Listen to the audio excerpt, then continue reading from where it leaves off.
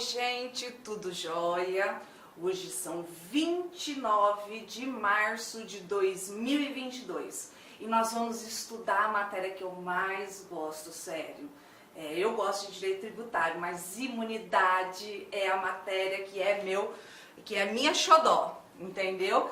É a matéria que eu mais gosto, é a matéria que despenca em concurso público e é a matéria mais polêmica, tudo bem? Então, vamos lá entender a imunidade tributária.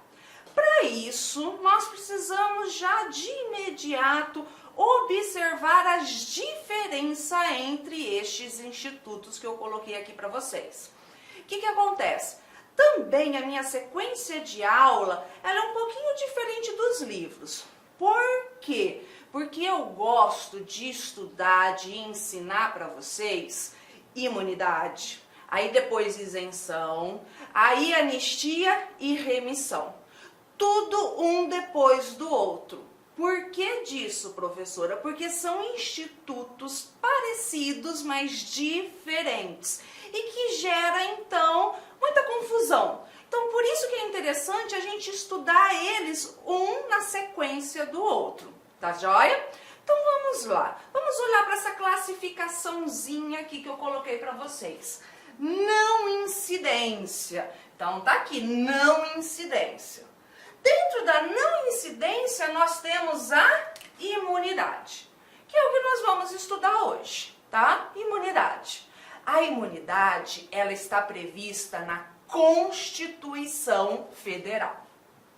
Sempre que a Constituição Federal, o texto constitucional, falar que não incide, é isento, não tem que pagar, natureza jurídica de imunidade.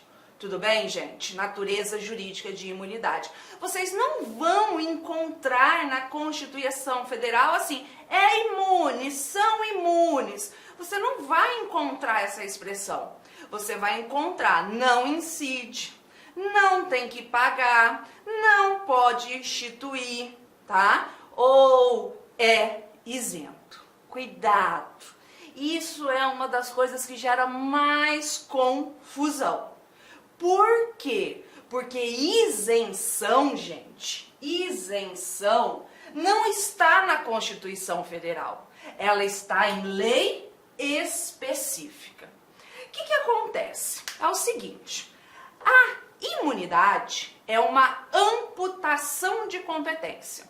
O ente tributante tem competência, mas a Constituição aniquila essa competência. Já no caso da isenção, o ente tributante tem competência, ele pode tributar, mas ele não quer. Então, o que ele faz? Ele faz uma lei específica falando que não tem que pagar, excluindo o crédito tributário, tá bom? Prestem atenção no exemplo. Ó, a União tem competência para instituir o imposto de renda. Beleza? A União tem competência para instituir o imposto de renda. Mas ela não pode, ela não tem o direito de instituir o imposto de renda sobre templos de qualquer culto. Independentemente se ela quiser ou não, ela não tem essa competência. Agora vejam a diferença. A União tem competência para instituir o imposto de renda. Beleza, mas ela não quer o pagamento, né? Ela não quer cobrar, ela não quer o pagamento dos proventos de aposentadoria, por exemplo, das pessoas com neoplasia maligna, com câncer. O que ela faz? Ela faz uma lei que exclui. Se amanhã ela mudar de ideia e quiser cobrar, é só ela revogar essa lei, né? Respeitar, conforme o novo entendimento do STF, o princípio da anterioridade e beleza, porque ela tem competência, tá certo? Agora, ela tem querer com relação à imunidade? Mais uma vez, só para frisar, tá? Só para frisar.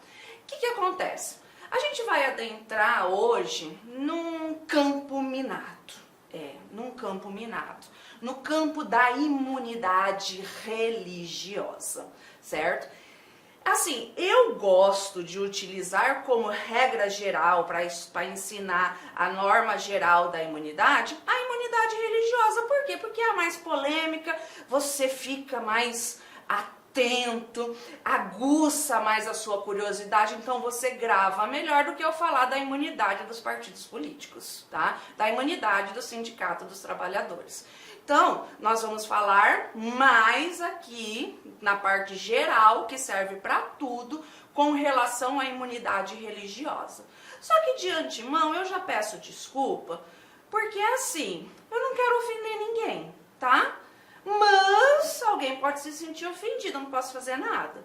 Mas eu, Lígia, por exemplo, eu não tenho religião. Eu não gosto de religião nenhuma. Não gosto de religião, não tenho religião.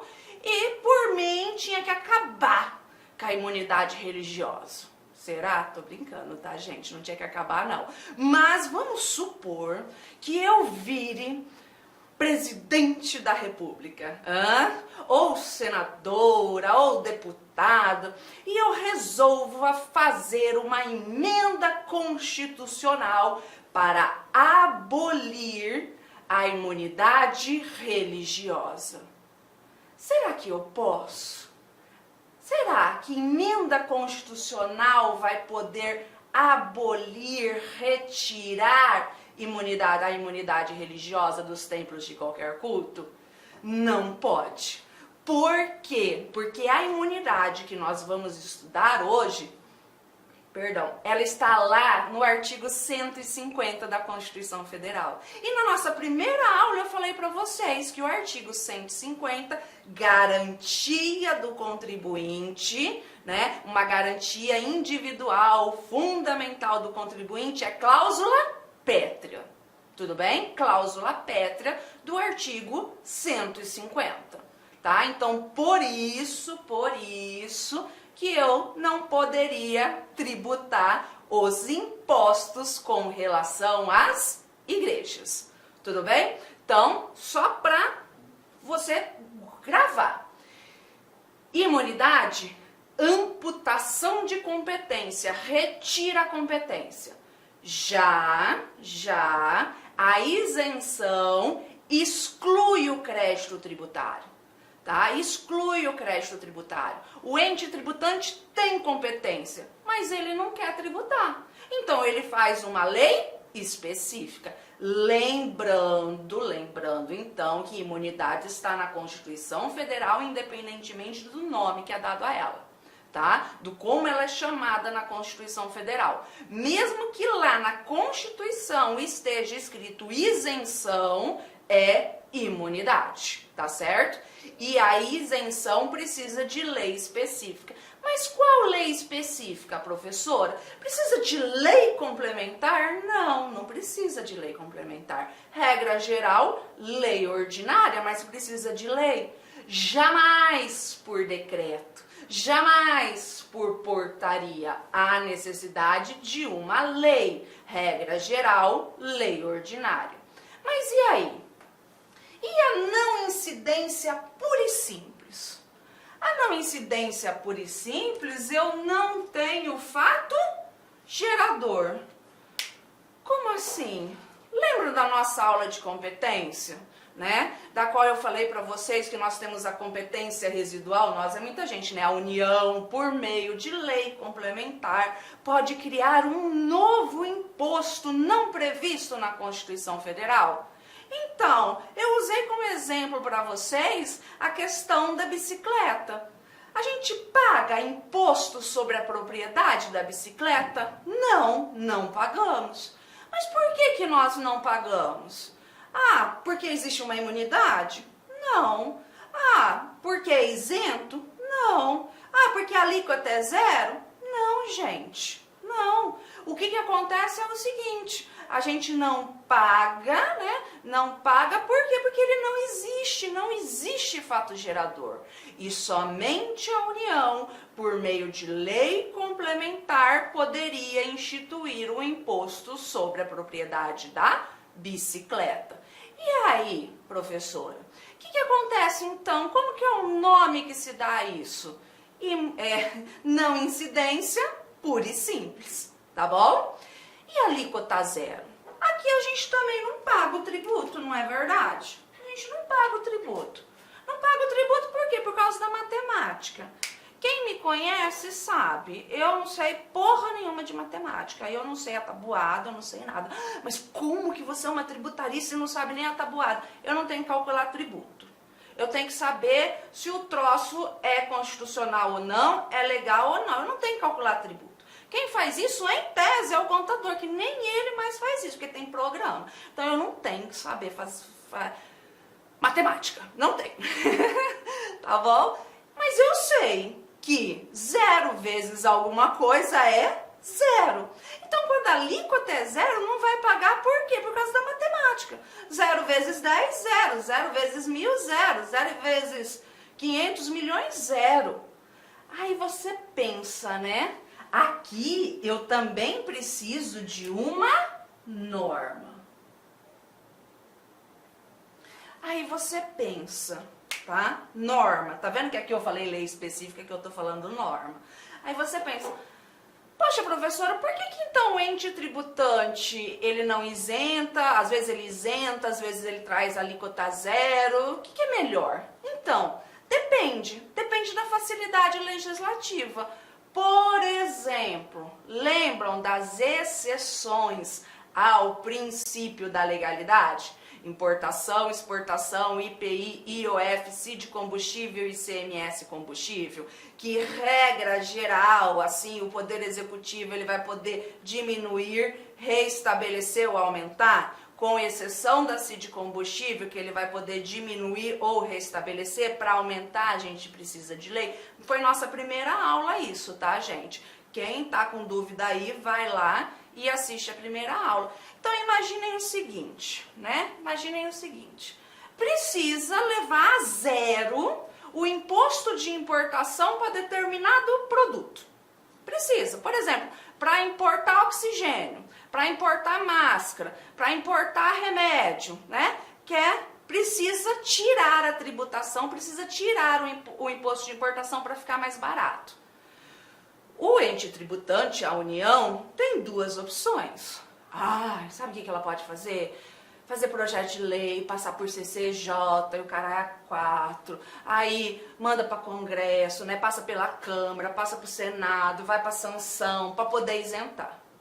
Aí depois ele mudou de ideia, faz tudo isso de novo para retirar essa isenção. Mas, como é exceção ao princípio da legalidade, o chefe do Poder Executivo não precisa passar por tudo isso. O chefe do Poder Executivo da União, o presidente, não precisa pedir bênção para o Congresso, né? Então, o que ele faz? Sozinho numa canetada, 0. Mudou de ideia? Outra canetada, sobe, aumenta, tá bom? Então, é por facilidade legislativa, tudo bem? Então, bora lá. O que acontece, então, quando a Constituição Federal fala são isentos, isento, natureza jurídica de imunidade. Olha aqui a decisãozinha que eu trouxe para vocês do STF que deixa isso bem claro. O emprego da expressão são isentas não tem o condão de descaracterizar a natureza imunizante da desoneração tributária nele consagrada. Ou seja, tá? Ou seja, imunidade, porque está na Constituição Federal. Querem um outro exemplo com relação à não incidência pura e simples? Vamos pensar, né, no fato gerador, em tese, de locação de bem imóvel, tá? Locação de bem imóvel.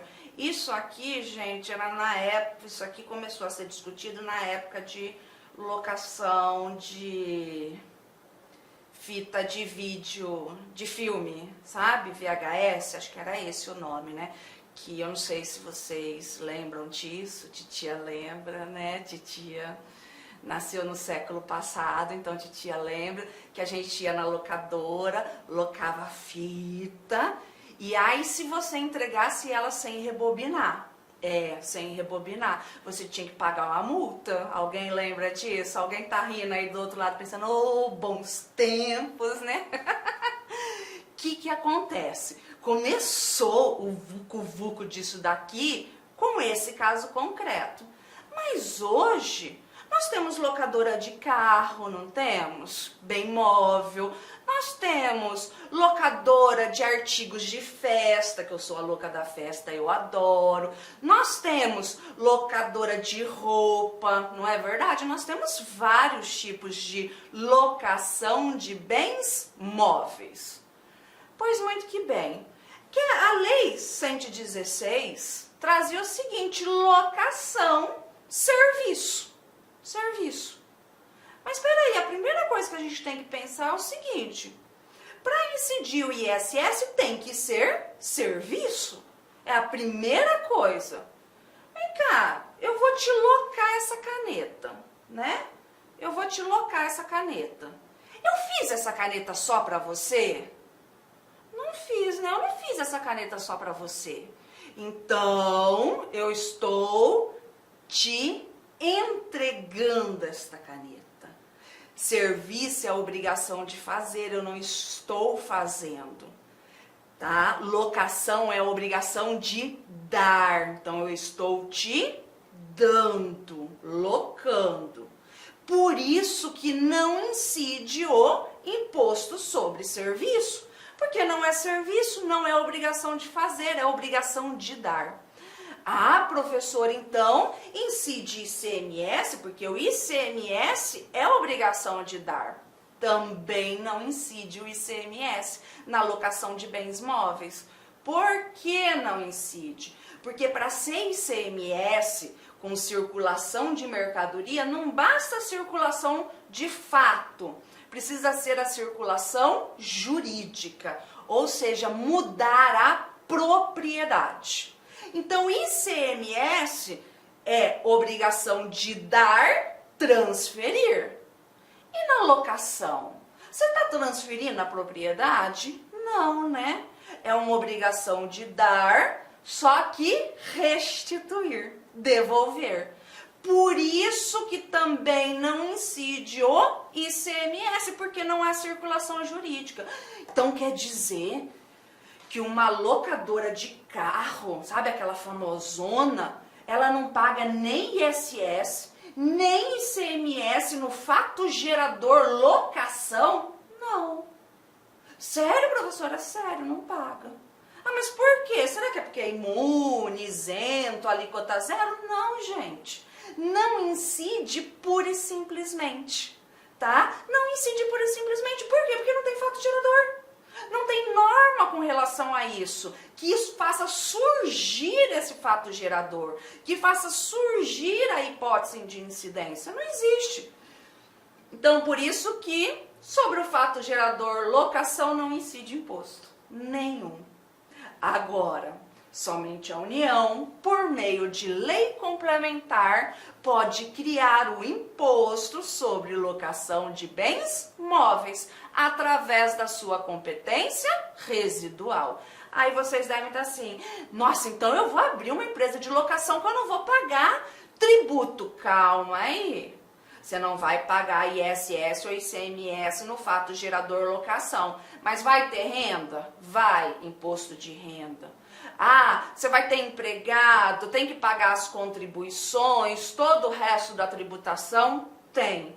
Então, muito cuidado, igual eu coloquei aqui, para você não confundir, tá? A súmula vinculante 31, que fala que não incide, com a súmula 423 do STJ, que fala que a COFINS incide sobre as receitas de locação. Por quê? Porque o fato gerador da COFINS é receita, não é locação. E o mesmo raciocínio a gente traz aqui, ó, para o comodato, conforme a súmula 573 do STF. Por que o comodato, que é o empréstimo gratuito, não incide o ICMS?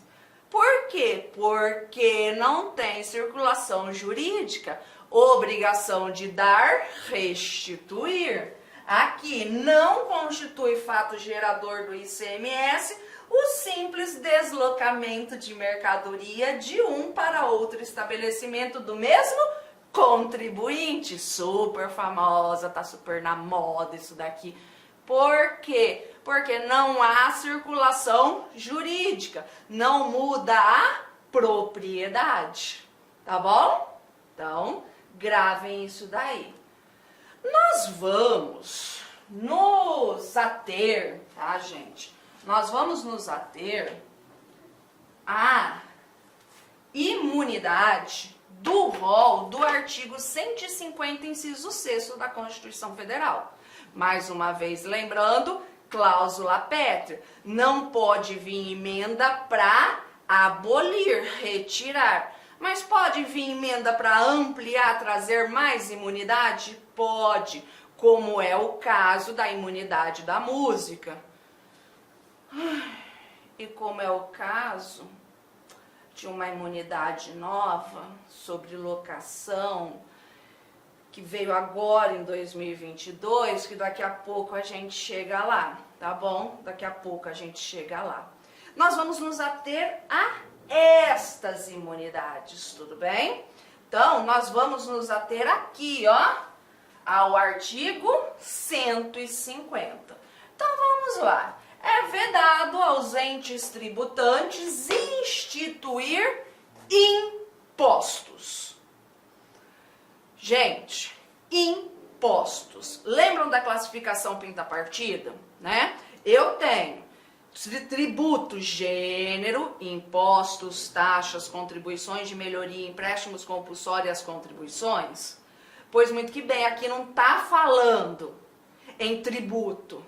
Aqui nós estamos falando, aqui a Constituição fala em impostos.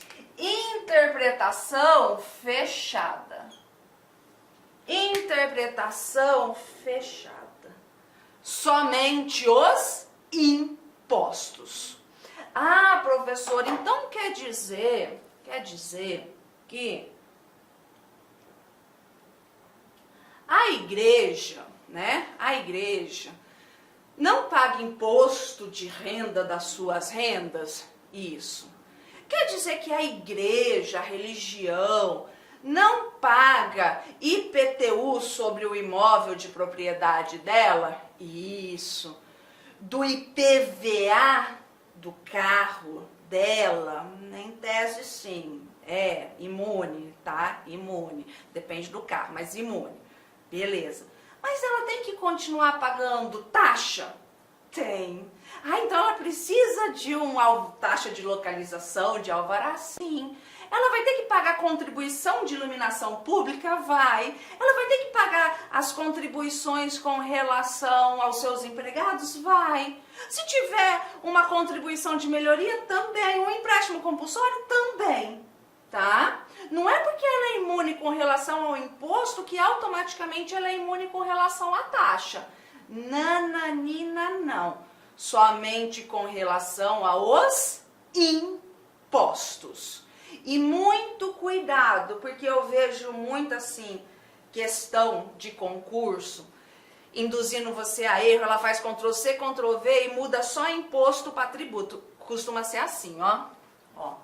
Sem prejuízo de outras garantias asseguradas ao contribuinte, é vedada à União, aos Estados, ao Distrito Federal e aos municípios instituir tributos sobre patrimônio, renda ou serviços uns dos outros. Errado. Por quê? Porque ampliou tão somente com relação aos impostos, tá bom? tão somente com relação aos impostos. Isso também, tá? A gente observa aqui no CTN, tá? No CTN. Mas e aí, professora? Mesmo uma pessoa imune, ela ainda detém a responsabilidade tributária? Detém. Quer ver? O que acontece? Né? Vamos supor, a igreja tem o pastor. Quem é imune é a igreja, não é o pastor, beleza? Não é o pastor que é imune. Então vamos supor que a igreja pague entre aspas, salário para o pastor. Entre aspas, salário, porque tem briga para ver se é salário ou não, mas é rendas e proventos de qualquer natureza. Paga lá pro pastor. Regra geral, a igreja tem que reter o imposto de renda. Ela não é contribuinte do imposto de renda dela, mas ela é responsável? É. Você não retira a responsabilidade, salvo se tiver uma lei específica para isso. É a mesma questão com relação aos outros tributos, que não sejam os impostos. Ah, eu não quero cobrar a taxa de fiscalização X da igreja. Faz uma lei específica. Ah, eu não quero cobrar a contribuição de iluminação pública da igreja. Faz uma lei específica e traga a isenção, tá bom? Traga a isenção. E aqui eu vou trazer para vocês as outras modalidades, só para vocês observarem, e eu sugiro que depois vocês peguem a Constituição Federal e grifem essas palavrinhas, tá? Grifem as palavrinhas. Ó, vocês estão vendo que não vai trazer imunidade aqui? A palavra imunidade, ó. Independentemente de pagamento de taxa. Então não tem que pagar imunidade, porque está na Constituição Federal. Ó, isentas, não incidirá, não incide. Tá vendo? Não incidirá. Então, apenas os impostos. E aqui, vocês estão vendo, não tem a palavra imunidade. Não tem a palavra imunidade, mas se está na Constituição Federal, natureza jurídica de imunidade. Então, imaginem a seguinte questão. Que já vi cair em várias provas de concurso, tá? Imaginem assim, ó. Leia atentamente a norma constitucional abaixo. Leia atentamente a norma constitucional abaixo. São isentas de impostos federais, estaduais e municipais as operações de transferências de imóveis desapropriados para fins de reforma agrária. Essa ausência de pagamento possui natureza de A. Isenção, B. Imunidade, C. Não incidência pura e simples, D. Alíquota zero, E. Sabe Deus? Aí você olha assim, nossa, que prova fácil, por que eu fiquei estudando essa porra tanto tempo? Vai, tá falando aqui, isento? É lógico que a natureza de isenção, errou. Leia atentamente a norma constitucional abaixo, tá? Então, se está na Constituição Federal, mesmo que venha escrito isento, natureza jurídica de imunidade. Mas, professora, por que a gente precisa tanto saber a natureza jurídica, distinguir isso? Gente, na prática, porque é assim, imunidade a gente pode ampliar o alcance dela, isenção não, a interpretação é literal, é fechada, tá, gente? Quando a gente estudar a isenção eu vou explicar isso melhor para vocês. Agora aqui na imunidade a gente pode ampliar. Conforme a gente for estudando, vocês vão observar que, ora, o entendimento do STF restringe, ora ele amplia. Na imunidade, não, na isenção não pode fazer isso, tem que ser fechado, tá? Literal, restritivo.